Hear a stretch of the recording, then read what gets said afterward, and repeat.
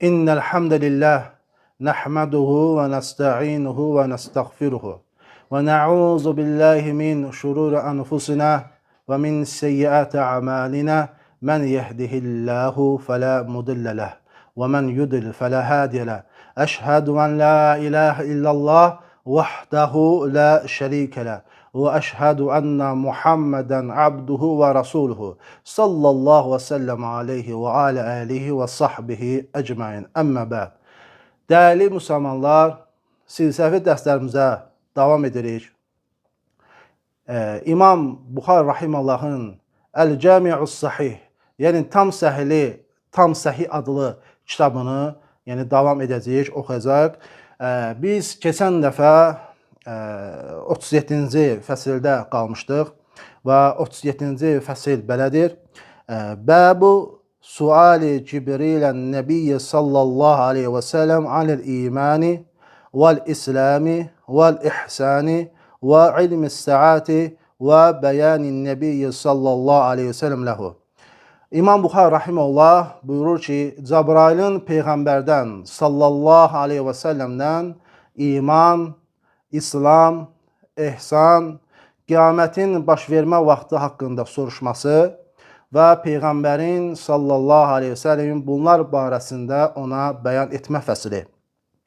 Thumma qal, Cəə Cibrilu aleyhissalam, yuallimukum dinakum, fəcəalə zəlikə kulləhu dinən. Sonra İmam Buxari Rahimullah Allah Rasulunun sallallahu aleyhi və səlləmin sözünü gətirir və deyir ki, Allah Rasulu sallallahu aleyhi və səlləm belə demişdir. Cəbrail sizin dininizi öyrətmək üçün gəlmişdir. Və İmam Buxari Rahimullah buyurur ki, Allah Rasulu sallallahu aleyhi və səlləm bunların hamısını din olarak adlandırmıştır. Və mə bəyyənən Nəbiyyü sallallahu aleyhi və səlləm li vafdi Abdil Qeysi minəl iman. Və qavluhu Teala və mən yəbtəği qayrəl İslam dinən fələn yuqbələ minhu. Sonra İmam Buxari Rahimullah buyurur ki, Allah Rasulunun sallallahu aleyhi və səlləmin Abdülqeysin heyətinə iman olarak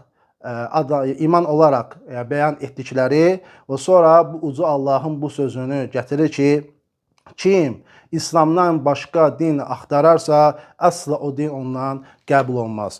Və İmam Buxari Rahimullah bu başlığı gətirdi və bu başlıqda insan nə ilə mömin olur? Şəriətdə mömin kimdir? Bunların hamısının bəyanı vardır. Başlıqda Cəbrailin Peyğəmbərdən sallallahu aleyhi və səlləmdən iman, İslam, ihsan haqqında soruşması və Peyğəmbərin də bunların hamısını din adlandırması barəsində İbn Rəcəb Rahimullah demişdir ki, bu ona dəlalət edir ki, İslam və iman ayrılıqda zikr olunduqda belə mahiyyətcə din olarak birdir. Və İmam Buxari Rahimullah bu başlıqda ayə gətirdi ki, kim İslamdan başqa bir din axtararsa, əsla o din ondan qəbul olunmaz.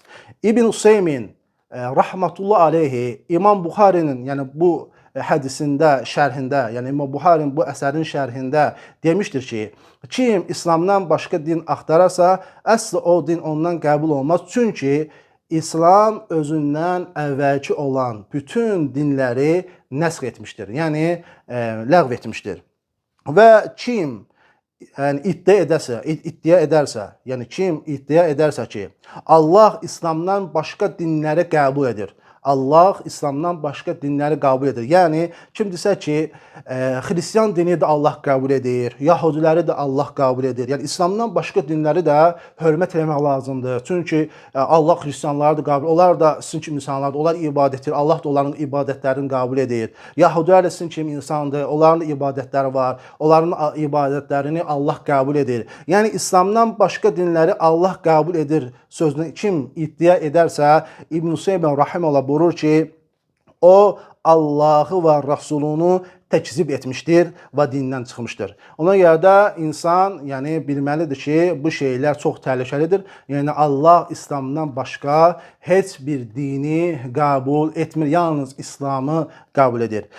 Və İmam Buxari rahimehullah bu fəsildə 50-ci hədisi zikr etmişdir. Və 50-ci hədis belədir ki: Həddəsənə Musaddadun qal, həddəsənə İsmail ibn İbrahim, əxbərənə Əbu Hayyanət Teymi an Əbi Zur'ətə an Əbu Hureyrətə qal, kânən Nəbiyyə sallallahu aleyhi və səlləm bərizən yevmən linnəs fəətəhu rəculun fəqal. İmam Buxari rahimehullah buyurur ki, bizə Musaddad belə söylədi. O da dedi ki, bizə İsmail ibn İbrahim belə söylədi. O da dedi ki, bizə Əbu Hayyan Ət-Teymi xəbər verdi Əbu Zuradan, o da Əbu Hureyrədən ki, Əbu Hureyrə belə demişdir. Allah Resulü sallallahu aleyhi ve sellem bir gün insanların içərisində olarkən bir kişi gəlib ona belə dedi. Məl iman. Qale el-imanu en tu'mine billahi ve melaiketihi ve biliqaihi ve rusulihi ve tu'mine bil ba'si. Ve kişi dedi ki, iman nedir? Allah Resulü sallallahu aleyhi ve sellem buyurdu ki, iman Allah'a, onun mələklərinə, Allah ilə qarşılaşacağına, rasullarına və öldükdən sonra diriləcəyinə iman gətirməyindir. Və sonra həmin kişi Peyğəmbər sallallahu aleyhi ve sellem soruşdu ki, İslam nədir? Allah Resulü sallallahu aleyhi ve sellem buyurdu ki, İslam Allah'a ibadət etməyin və ona heç bir şey şərik qoşmamağındır. Düzgün namazı yerinə yetirməyindir və fərz zəkatı, yəni əda etməyindir, Ramazan orucu tutmağındır. Qalə məl ihsan, qalə ən tə'budallaha kəənnəkə tarahu, fə in ləm təkun tarahu, fə innəhu yaraq. Sonra buyurdu ki, həmin kişi Peyğəmbər sallallahu aleyhi və səlləmə ehsan nədir? Dedi ki, Allaha sanki onu görürmüş kimi ibadət etməyindir. Əgər sən onu görməsən də bil ki, Allah səni görür. Qalə mətəs-səatu, qalə məl-məs'ulu anhə bi'aləmə minəs-səil. Sonra həmin kişi Peyğəmbər sallallahu aleyhi ve sellemə dedi ki, qiyamət nə zaman qopacaqdır? Və Allah Resulü sallallahu aleyhi ve sellem belə cavab verdi. Soruşulan kəs soruşandan bu haqda çox şey bilmir, yəni daha çox bilmir.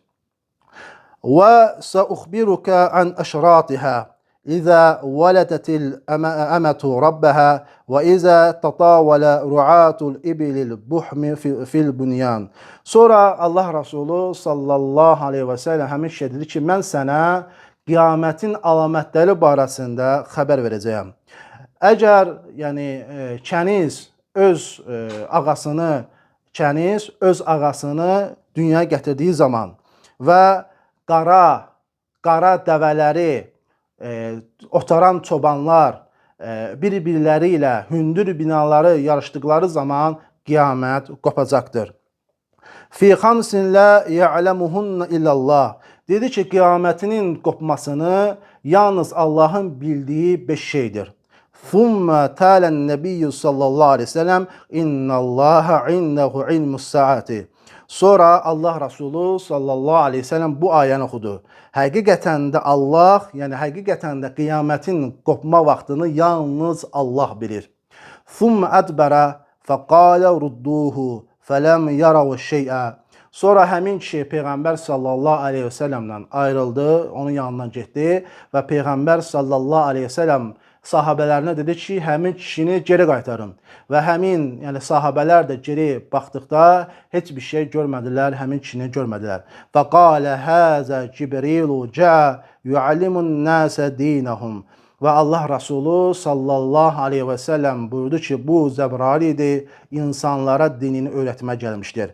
Qalə Əbu Abdillah cəalə zəlikə kulləhu minəl iman. Sonra bu əsərin müəllifi, yəni İmam Buxari rahimehullah, Əbu Abdullah deyir ki, Allah Resulü sallallahu aleyhi və səlləm bu hədisdə zikr olunanları hamısını din olaraq adlandırdı. Dəyərli müsəlmanlar, bu hədis çox böyük bir hədisdir.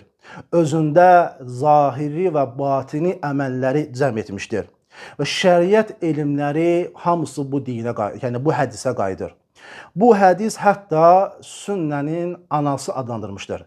Necə ki, Fatihə surəsi Quranın anası adlandırdığı kimi, Bu hədis də sünnənin anası adlandırılmışdırlar.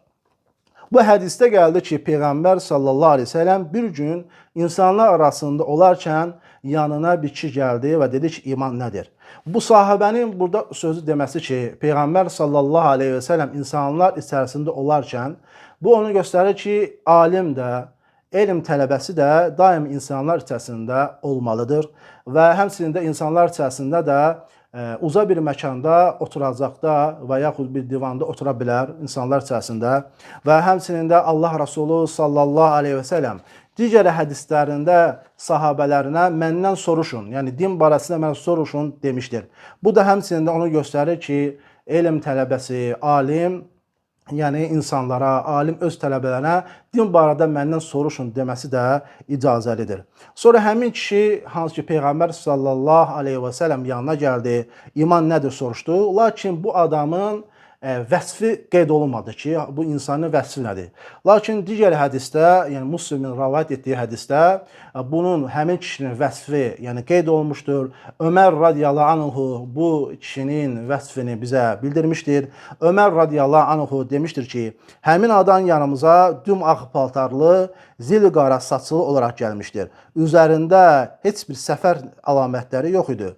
Onu bizlərdən heç kəs tanımırdı. O, Peyğəmbərin qarşısında oturub, dizlərini onun dizlərinə söykədi və əllərini budun üzərinə qoyub dedi, ey Muhammed, mənə İslam barəsində xəbər ver. Bu kəs Cəbrail idi.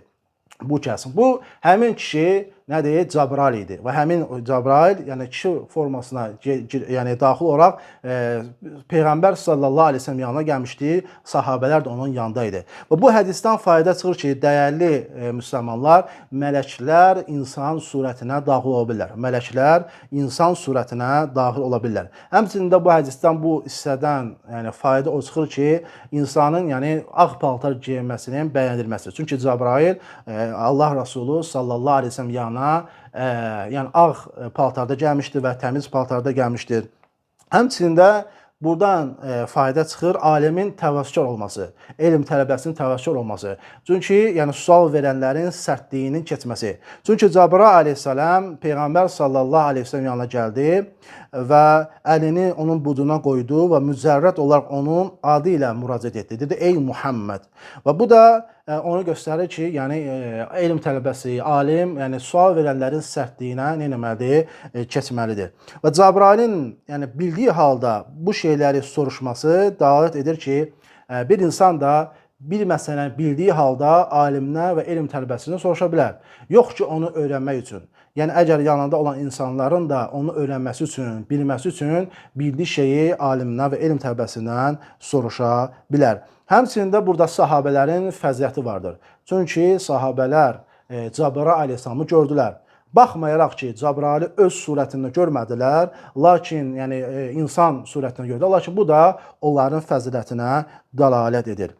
Və Cəbrail aleyhissalam gəldi Peyğəmbər sallallahu aleyhi və səlləmdən iman barəsində soruşdu. Allah Rasulü sallallahu aleyhi və səlləm ona cavab verdi ki, iman Allaha iman gətirmək, mələklərə iman gətirmək, onun kitablara iman gətirmək, Allah ilə qarşılaşacağına iman gətirmək, Rasullarına iman gətirmək və öldükdən sonra dirəcənə iman gətirmək. Birinci olaraq dedi ki, Allah Rasulü sallallahu aleyhi və səlləm Allaha iman gətirmək. Yəni, Allahın rububiyyətinə, uluhiyyətinə, ad sifətlərinə iman gətirmək.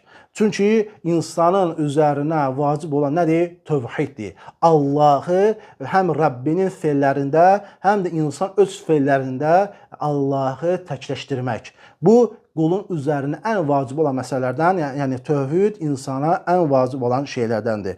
Həmçində qeybi iman gətirmək də yəni vacibdir qulun üzərinə, qeybi iman gətirmək və həmçinin də insan Allahın ad sifətlərini isbat etməsi. Yəni Allah özünü kitabda necə hansı adı sifətləri isbat edibsə, necə isbat edibsə Quranda, eləcə Allahın ad sifətlərini isbat etməsi, həmçinin də Peyğəmbər sallallahu aleyhi ve sellem sünnədə Allahın ad sifətlərini necə isbat edibsə, eləcə də mömin də, müsəlman da onu isbat etməlidir. İkinci cavabı Peyğəmbər sallallahu aleyhi ve sellem dedi ki, mələklərə iman gətirmək. Yəni onların mövcudluğuna və Allah necə onları vəsf edibsə, eləcə iman gətirmək. Və mələklər, yəni hörmətli qullardır. Və sual ortaya çıxa bilər ki, yəni bir insanın, yəni ağlına bir sual gələ bilər ki, niyə görə Allah Rasulü sallallahu aleyhi və səlləm mələklərə iman gətirmək ki, ikinci olaraq, tərtib olaraq ikinci gətirdi. Yəni rəsullardan və kitablardan önə çəkdi. Yəni birinci Allaha iman gətirməli dedi, Allaha, sonra dedi ki, mələklərə demədi, kitablara, rəsuluna, sonra mələklər demədi. Yəni mələkləri ikinci sıraya qoydu. Alimlər deyirlər ki, ona görə mələkləri ön hissəyə tərtib olaraq qabağa seçmişdir ki, mələklər kitabları peyğəmbərlərə təqdim etmişdir. Kitabları rəsullara tərtib etmişdir. Yox ki, yəni mələklər peyğəmbərlərdən üstün olduğuna görə yox. Yəni mələklərin kitabları peyğəmbərlər təqdim etdiyi üçün mələkləri yəni burada önə çəkilmişdir. O sonra gəldi ki, kitablara iman gətirmək, yəni ki, təsdiq etmək ki, kitablar Allahın kəlamıdır. O yalnız, yəni o kitablar yalnız haqqı ehtiva edir.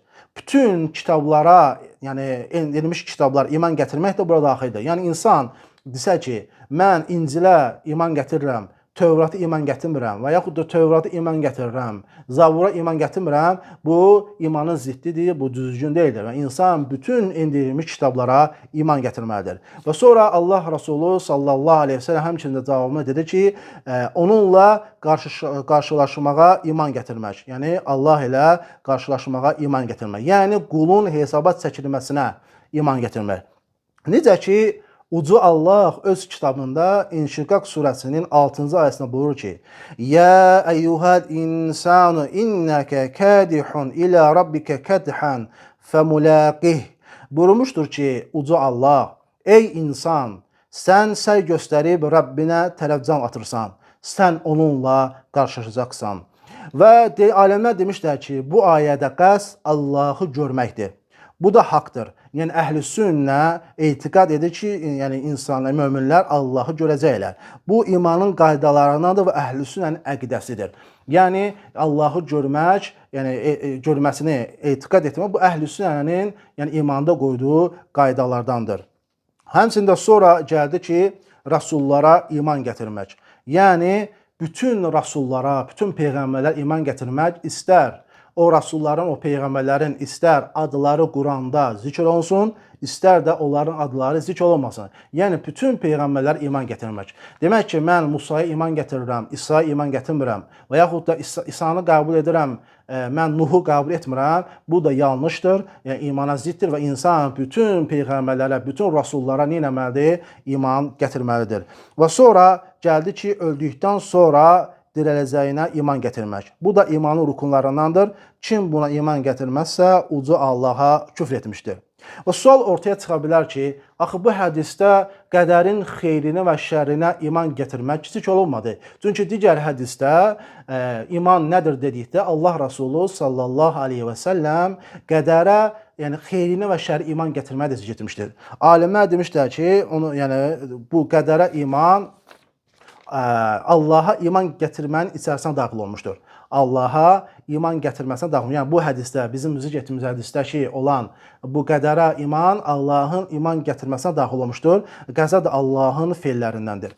Və sonra həmin, yəni Cəbrail əleyhissalam Allah Rasulundan sallallahu aleyhi və səlləm İslam nədir soruşdu. Allah Rasulü sallallahu aleyhi və səlləm buyurdu ki, Allaha ibadət etmək, ona heç bir şeyi şərik qoşmamaqdır. Yəni ona görə də insan nə etməlidir? Allaha yalnız ibadət etməlidir, ona heç bir şeyi şərik qoşmamalıdır. İbn Abbas radiyallahu anhuma deyir ki, İslam Allahın üzünə təslim olmaq, Allahdan başqa ibadəti haqq məbud yoxdur, onun şəriki yoxdur, o təkdir, Muhammed onun qulu və rəsuludur, şəhadət gətirməkdir. O insan tövhidi həyata keçirməlidir. Yalnız Allahdan istəməlidir. Allahdan yardım istəməlidir. Yəni, ey Hüseyin, ey Əli, bu şeyləri, ey pir mənə övlad ver, ey turbə mənə kömək elə, bunların hamısı yanlışdır. Allaha şərik qoşmaqdır. Allah da ona şərik qoşulmasını əsla bağışlamaz. Ona görə də hər bir insanın üzərinə düşən nədir? Allahı təkləşdirmək ibadətlərdə. Yalnız Allahdan istəmək, yalnız Allaha dua etmək. Yəni Allaha yalnız heç bir şeyi məxluqatdan şərik qoşmamaqdır. Bu bu hissədən çıxır ki, şəhadət və tövhid vacibdir və insan şirk və onun əhlindən uzaq durmalıdır. Və bu da göstərir ki, uluhiyyət tövhidi, yəni insanın öz feillərində Allahı təkləşdirməsi, uluhiyyət tövhidi xüsusi əhəmiyyət kəsb edir. Və həmçinin də bu hədisin bu hissəsindən müsəlmanların əməllərinin qəbul olunmasına iki şərtə işarə vardır ki, o da nədir? İxlas və tabiçilikdir. Və sonra Peyğəmbər sallallahu aleyhi və səlləm buyurdu ki, İslam namazı düzgün yerinə yetirmək, fərz zəkatı əda etmək, Ramazan orucu tutmaqdır. Və digər hədislərdə isə gəlmişdir ki, yola çıxmağa gücü çatırsa həzz etmək. Və digər hədislərdə, başqa hədislərdə Peyğəmbər sallallahu aleyhi və səlləm İslam nədir dedikdə cənabətdən qüsul almaq, ümrə etmək və dəstəmazı tam almaq demişdir. Və bütün vacibatlar İslam adı altına daxil olur. Yəni 5 şey İslamın rukunudur. Şəhadət, namaz, oruc, həcc və zəkat. Bu İslamın ruhudur. Kim şəhadət kəlməsini deyərsə İslam'a daxil olar, kim şəhadət kəlməsini tərk edərsə, deməzsə o İslamdan çıxar, xaric olar. Və digər hədislərdə Peyğəmbər sallallahu aleyhi ve sellem İslam nədir dedikdə deməsi ki, cənabət qusulu, yəni ümrə etmək və dəstəmazı yəni tam almaq, bu şeylər onu göstərir ki, bunların hamısı vacibdir. Bunların etmək hamısı vacibdir və həmçinin də ona dəlalət edir ki, zahiri əməllərin önəmi, ki, zahiri əməllər çox önəmlidir və bu əməllər də, zahiri əməllər də imandandır. Sonra Cəbrail əleyhissalam Peyğəmbər sallallahu aleyhi və səlləmdən ehsan nədir deyə soruşdu. Peyğəmbər sallallahu aleyhi və səlləm də ona belə cavab verdi. Allaha ona, yəni onu görür kimi ibadət etməndir. Sən onu görməsən də bil ki, o səni görür.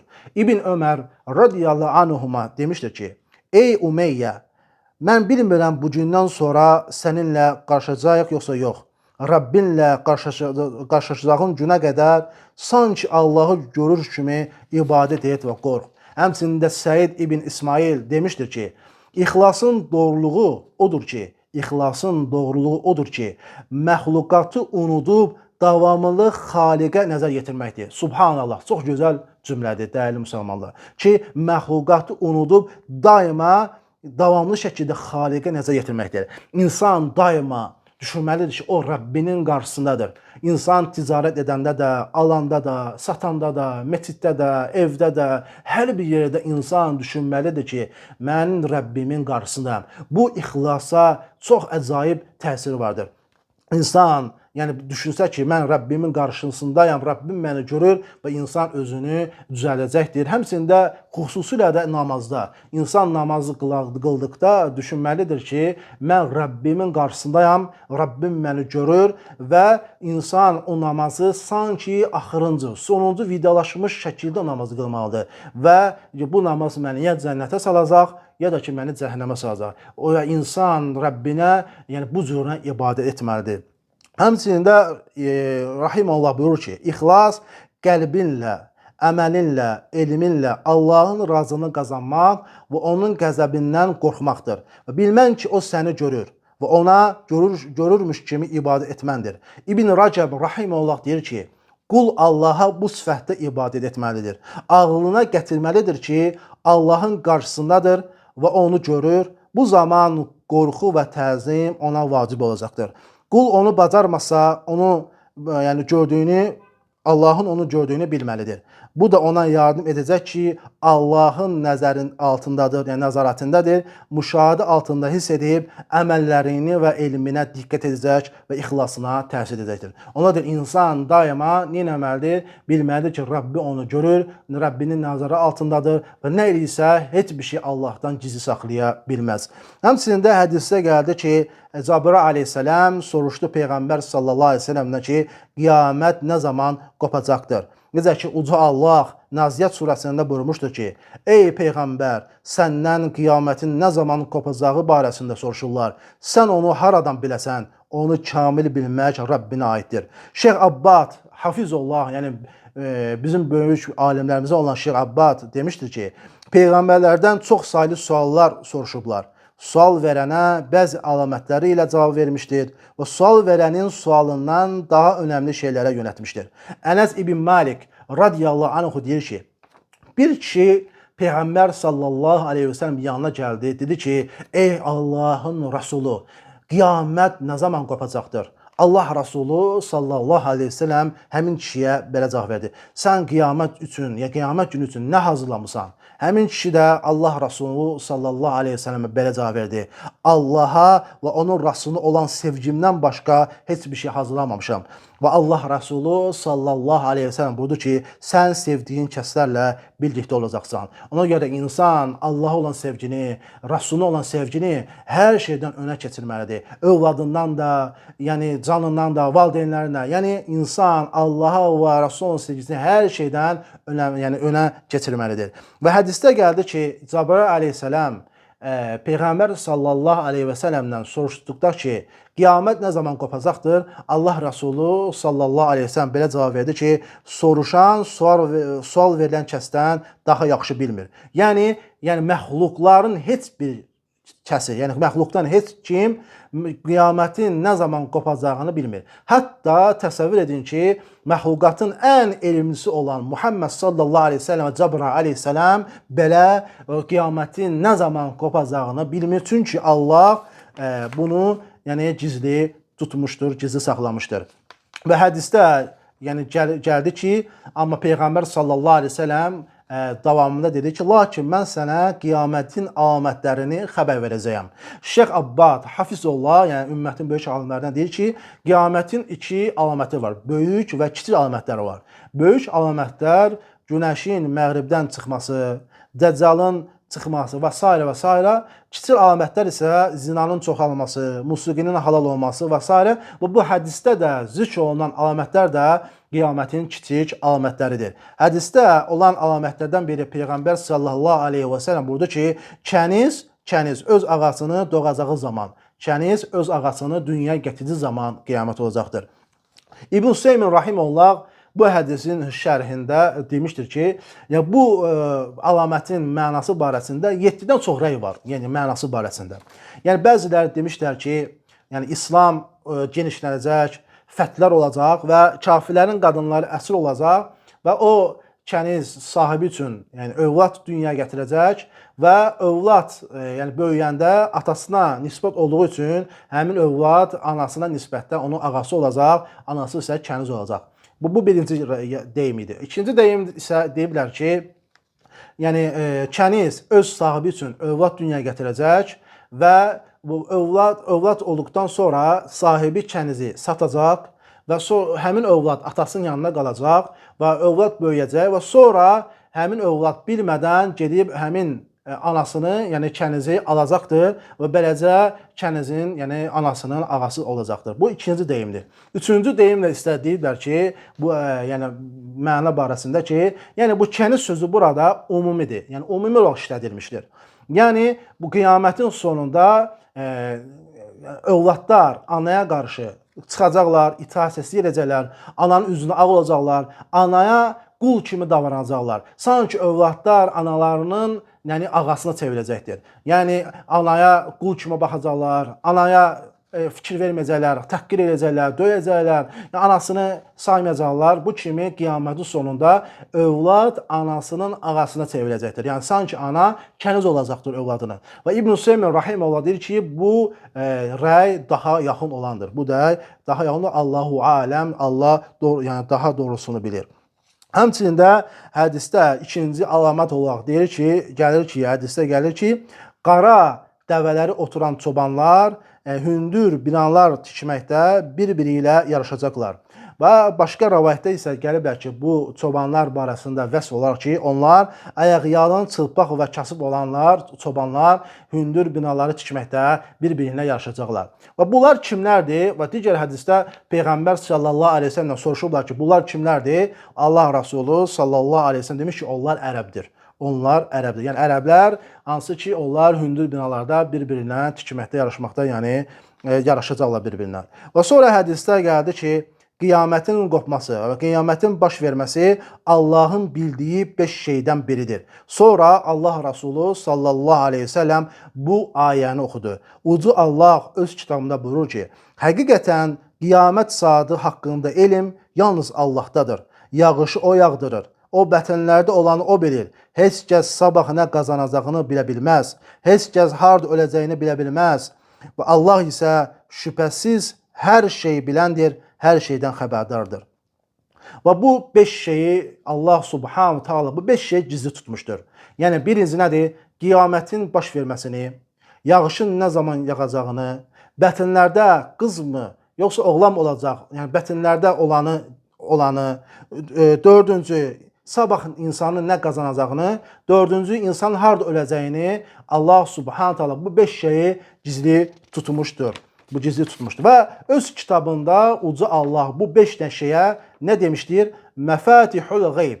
Qeybin haçalları adlandırmışdır uca Allah. Necə ki Anam surəsinin 59-cu ayəsində uca Allah buyurur ki: "Və indehu məfatihul qeyb la ya'lamuha illahu."